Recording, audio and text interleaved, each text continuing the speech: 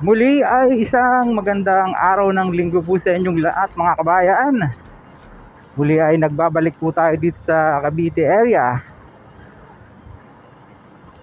Kasalukuyan ay binabaybay po natin itong Governor's Drive. Partikular, nandito na po tayo sa Dasma at patawid na po tayo ng Gentry. Yang nakikita nyo na yan na may nakalagay na City of Dasmariñas ay boundary na po itong tulay na ito sa pagkakaalam ko. Oras po natin ay 9:22 ng umaga.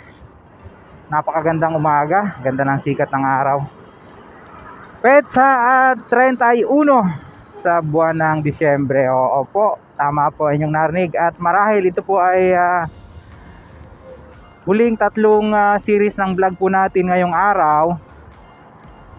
Pero medyo late na po natin ito may upload.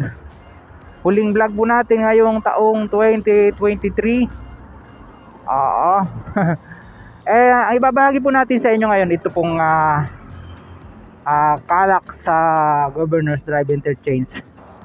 Ito po yung parang opisina nila, no? Ayan, no?